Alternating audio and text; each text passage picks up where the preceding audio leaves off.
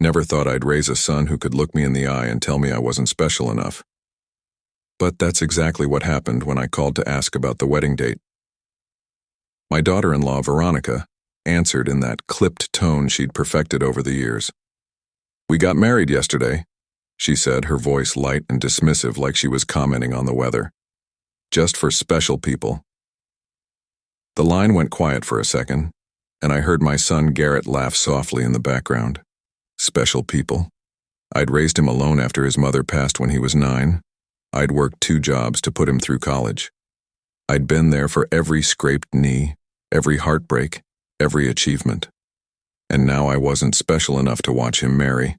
What does a father do when his own blood decides he's no longer worth the invitation? Before I dive in, let me know in the comments where you're watching from. And if you enjoy stories like this, please like and subscribe. It helps me keep sharing more. I stood in my kitchen holding the phone long after she hung up. The light from the window fell across the same table where Garrett used to do his homework. I could still see the faint pencil marks he'd left on the wood when he was 7, tracing out his name over and over. The house smelled like coffee and old wood, the kind of scent that settles into a place after decades of the same routine. Everything felt the same as it always had, except nothing was the same at all. I didn't cry. I'm not sure I even felt angry at first. It was more like standing in a room where all the furniture had been moved 2 inches to the left. You know something's wrong, but you can't quite name it. I set the phone down and stared at my hands. They were rough, scarred from years of carpentry work. These hands had built Garrett a treehouse when he was 10. They'd held him when he cried over his mother's grave. And now they were shaking. Veronica had always been cold toward me. From the first time Garrett brought her home, I felt it. She smiled, but her eyes stayed flat. She asked polite questions, but never listened to the answers. I told myself it was just nerves, that she'd warm up eventually. She never did. Over time, she began reshaping my son. Small things at first. He stopped coming by on Sundays. Then he started forgetting to return my calls. When I asked if something was wrong, he'd say he was busy. That word, busy, became his favorite shield. I wanted to believe him. I wanted to think he was just building his life, his career, his future. But the truth sat heavy in my gut. He wasn't too busy. He was being pulled away. And I was letting it happen because I didn't know how to fight for him without pushing him further. The wedding had been planned for months, I knew that much. Garrett mentioned it once vaguely over a rushed phone call. "We're thinking spring," he'd said. I marked it in my calendar. I started setting aside money for a gift. I even went to the store and looked at suits, wondering if I should get something new or if my old one would be fine. I wanted to look good for him. I wanted him to see me and feel proud, like I'd felt proud of him his entire life. Then yesterday came and went. I didn't know. I wasn't told. And today, I found out I'd been erased. That evening, I sat in the living room and pulled out an old photo album. The leather cover was cracked, the pages yellowed. I turned to a picture of Garrett at 6 years old, grinning with a gap where his front teeth used to be. He was holding a toy plane I'd bought him for his birthday. I remembered how his face lit up when he opened it. I remembered thinking, this is what it's all about. Being a father, giving him moments he'll carry forever. Now I wondered if he remembered any of it, or if Veronica had convinced him those memories didn't matter. My phone buzzed. I picked it up, half hoping it was Garrett calling to explain, to apologize, to say it was all a misunderstanding. It wasn't. It was a text from an old friend asking how I was doing. I didn't reply. I set the phone face down and closed the album. The house felt too big around me. Too quiet. I'd lived here for 37 years. Raised a child here. Buried a wife's memory here. And now it felt like a museum of a life someone else had lived. I thought about calling Garrett back, demanding an explanation, asking him how he could do this, but I didn't, because part of me already knew the answer. He'd chosen her, and in doing so, he'd unchosen me. That night, I barely slept. I kept replaying Veronica's words. Just for special people. The smugness in her voice. The certainty. Like she'd won something. And maybe she had. A week passed. I didn't hear from them. Not a call, not a message, nothing. I went about my days like normal. I worked. I ate. I kept the house clean. But inside, something had shifted. I wasn't sad anymore. I was awake. Then, exactly 7 days after that phone call, my phone rang again. It was Veronica. Her tone was different this time. Sharper. Irritated. "The rent is overdue," she said. No greeting, no pleasantries. "Did you transfer it?" I blinked. For a moment, I didn't understand what she was talking about. Then I remembered. 6 months ago, Garrett had asked me for help. He and Veronica had moved into a new apartment, and they were stretched thin financially. He asked if I could cover part of the rent each month, just until they got on their feet. I said yes. Of course I said yes. I'd been paying $1,500 a month since then, on time, every time, without complaint. And now she was calling me like I was some overdue bill. "I've been paying it every month," I said, keeping my voice even. "This month too, check your account." There was a pause. I heard her clicking something on her end, probably looking at her bank app. "Oh," she said flatly. "It's there." No apology, no thank you, just, "It's there." And then, as if she hadn't just insulted me, she added, "Well, make sure it's on time next month. We can't afford to be late." Something snapped inside me, not loudly, not violently, but cleanly. Like a bone breaking under pressure it was never meant to hold. I smiled. She couldn't see it, but I smiled. "Didn't I tell you?" I said, my voice calm, almost friendly. She hesitated. "Tell me what?" "I'm stopping the payments," I said. "As of now." Silence. Then, sharp and disbelieving. "What?" "You heard me," I said. "I'm done." "You can't just—" "I can." I cut her off. "And I am. You made it very clear I'm not special enough to be part of your life, so I'm not going to fund it either." Her voice rose, shrill and sudden. "You're being childish. Garrett will hear about this." "Good," I said. "Tell him I said hello." And I hung up. For the first time in a week, I felt something other than emptiness. I felt power, small, quiet, but mine. I didn't know what would come next. But I knew one thing. I wasn't going to be erased without a fight. The phone rang again 30 seconds later. I stared at the screen. Garrett's name glowed in the dark of my living room. My thumb hovered over the green button, and for a heartbeat, I considered letting it ring. But I answered. I needed to hear what he'd say. "Dad?" His voice was tight, strained. Not angry yet, but close. "What's going on?" "Veronica just called me crying. She said you're cutting us off." Crying. The word almost made me laugh. I'd never seen that woman shed a tear over anything that mattered but threaten her wallet, and suddenly the waterworks started. I told her the truth, I said. "I'm done paying your rent." "You can't just do that without warning," he shot back. "We have bills. We planned around that money." "You planned a wedding without me too," I said quietly. "Seemed to work out fine."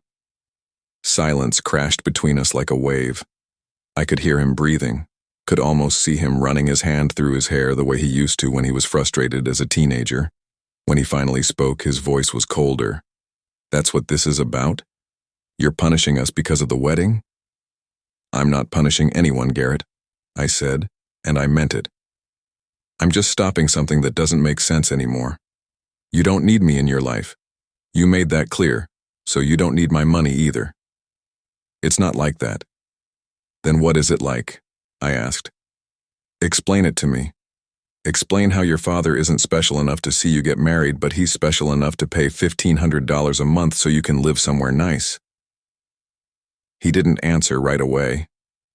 In that silence, I heard Veronica's voice in the background, shrill and insistent. though I couldn't make out the words.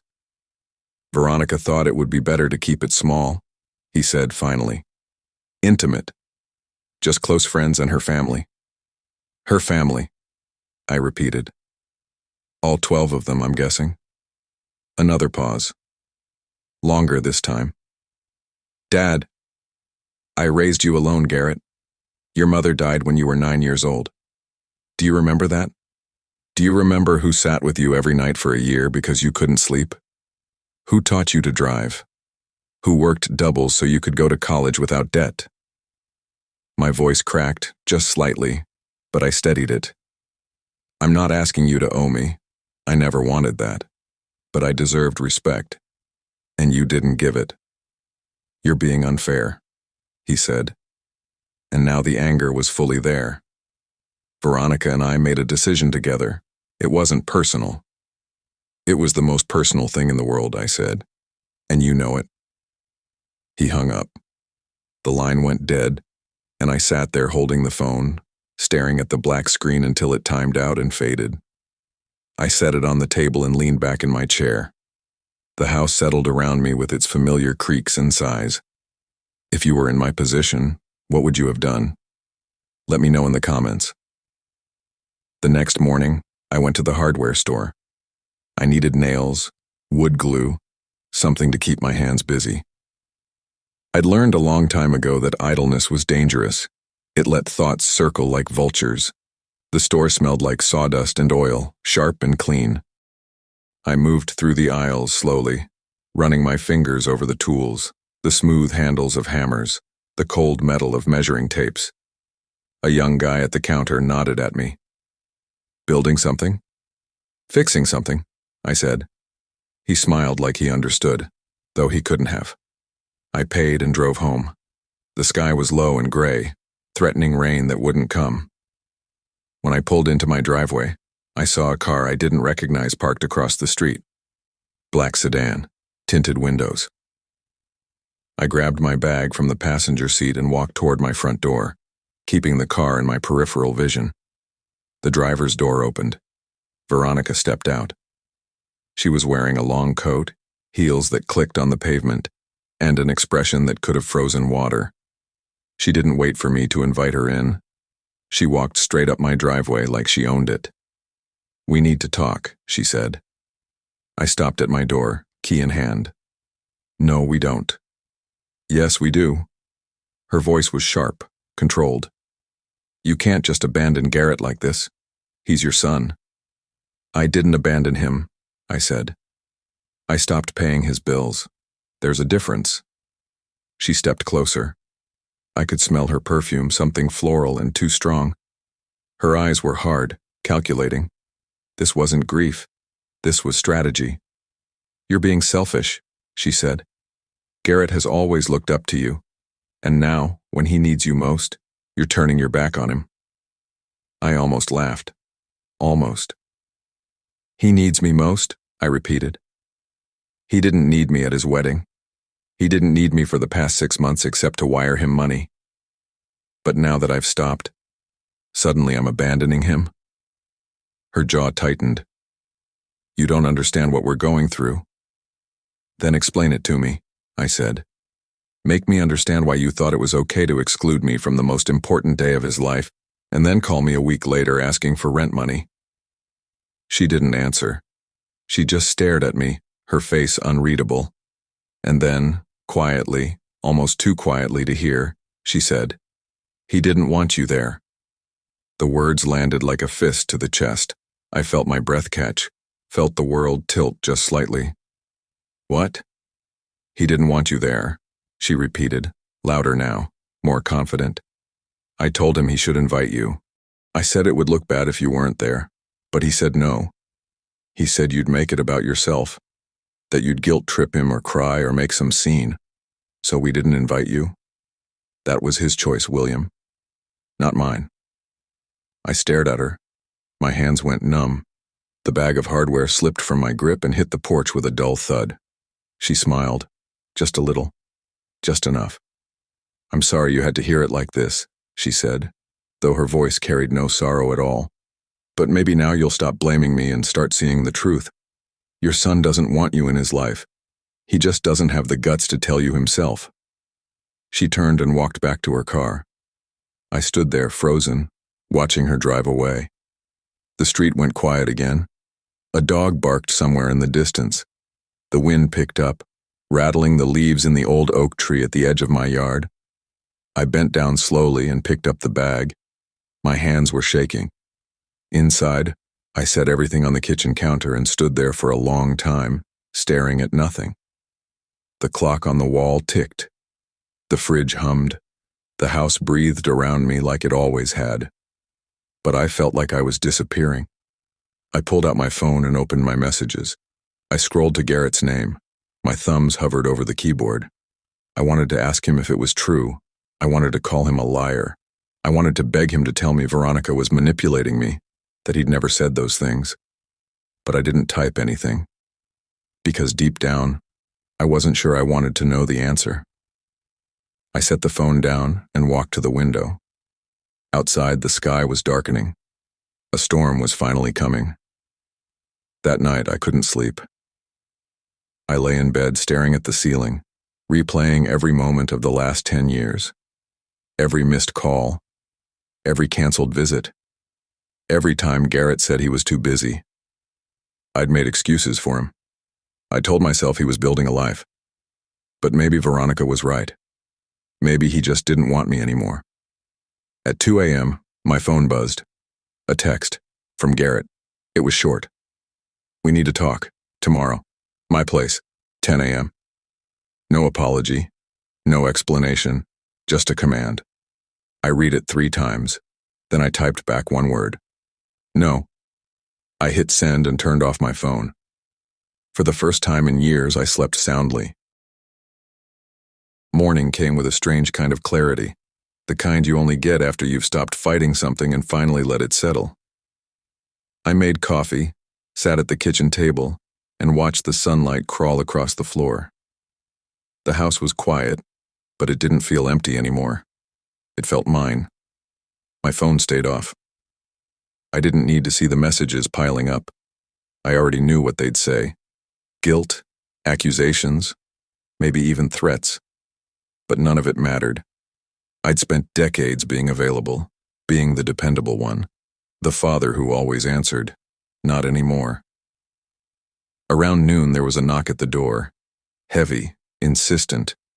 I knew who it was before I opened it. Garrett stood on my porch, hands shoved in his pockets, jaw tight.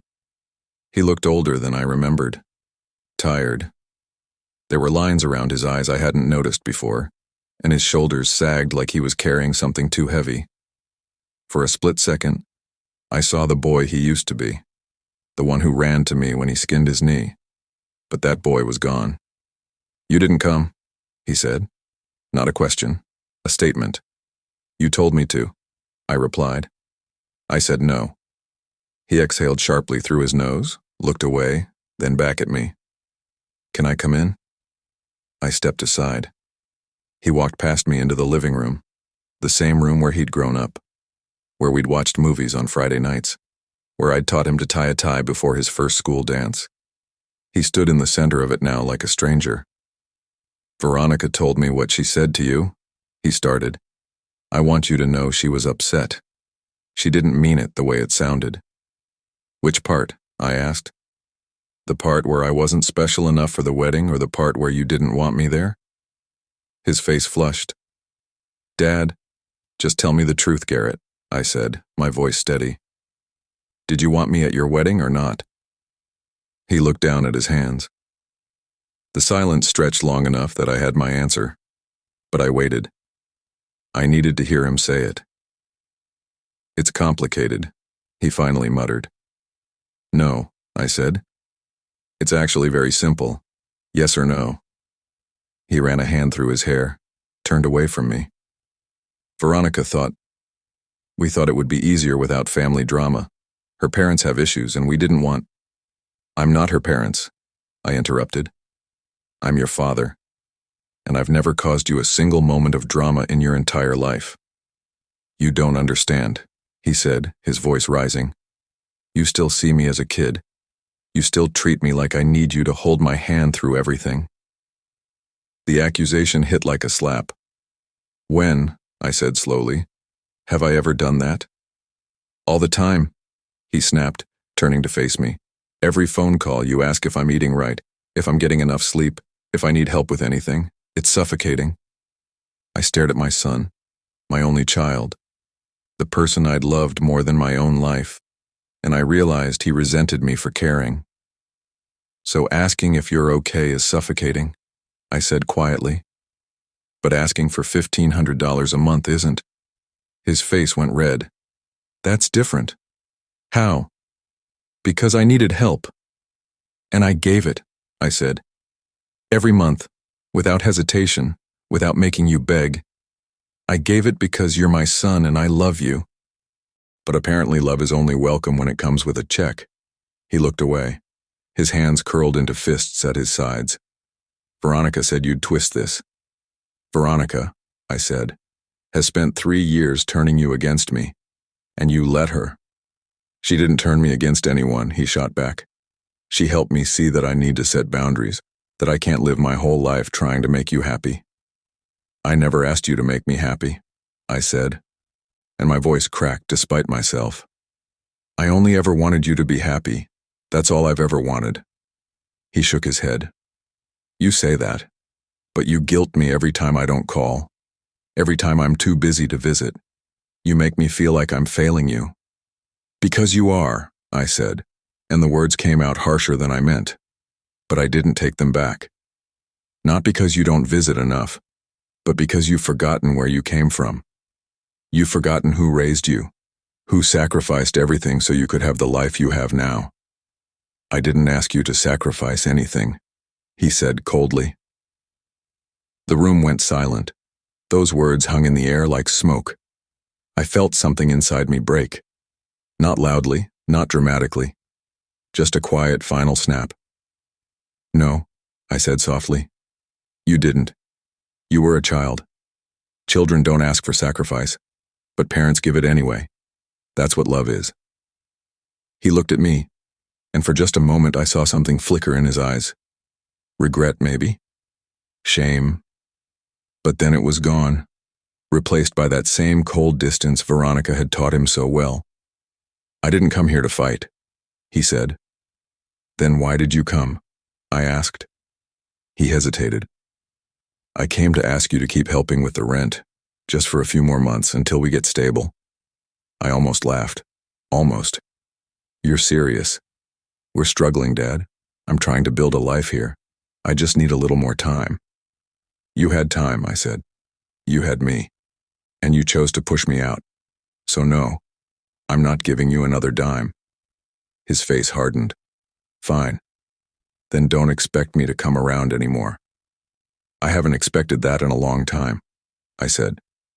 He stared at me for a long moment like he was waiting for me to break, to apologize, to beg him to stay. I didn't. Finally, he turned and walked toward the door.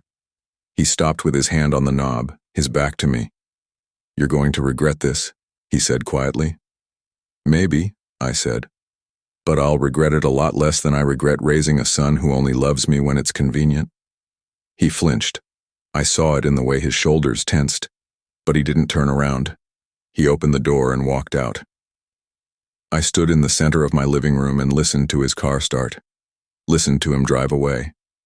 And then the house was quiet again. I sat down in my chair, the same chair I'd rocked him to sleep in when he was a baby, the same chair I'd sat in the night his mother died, holding him while he cried. I closed my eyes and let the grief wash over me, not for what I'd lost, but for what he'd thrown away. 3 weeks passed. I heard nothing. No calls. No texts, not even an angry message. Just silence. I kept working, kept living. I fixed the loose step on my porch, repainted the fence, started a small woodworking project in the garage, something I hadn't done in years, and slowly, the weight I'd been carrying started to lift. I wasn't waiting for his approval anymore. I wasn't holding my breath for him to come back. I was just living. For me. Then, one evening, my phone rang. Unknown number. I almost didn't answer, but something made me pick up. Mr. William? A woman's voice, professional, calm. Yes? This is Patricia from Evergreen Property Management. I'm calling regarding your son, Garrett Haverford, and his lease. My stomach tightened. What about it? He's 3 months behind on rent. We've tried to contact him multiple times, but he's not responding. You're listed as his emergency contact. We wanted to inform you before we proceed with eviction. 3 months. I'd stopped paying 2 months ago, which meant he'd stopped paying even before that.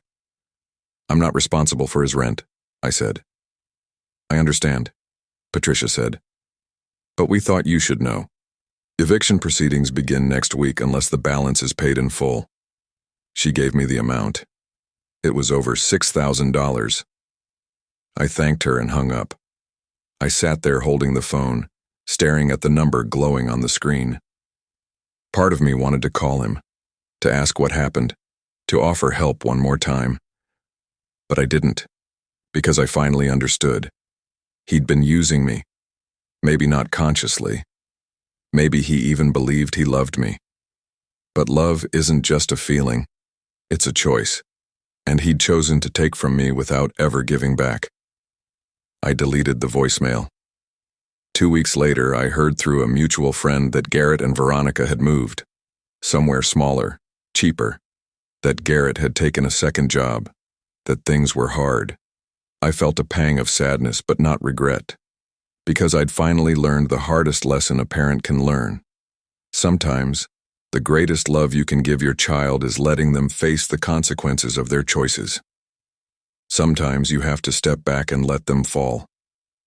Not because you don't care, but because caring isn't the same as saving them from themselves. I'm still here, in the house where I raised him, in the life I built. And I'm okay. Better than okay. I'm free. The truth is, you can give someone everything and still not be enough for them. And that's not a reflection of your worth. It's a reflection of theirs. Don't let anyone convince you that love means letting yourself be used. Real love requires respect, and respect is earned both ways. If this story resonated with you, share it with someone who needs to hear it.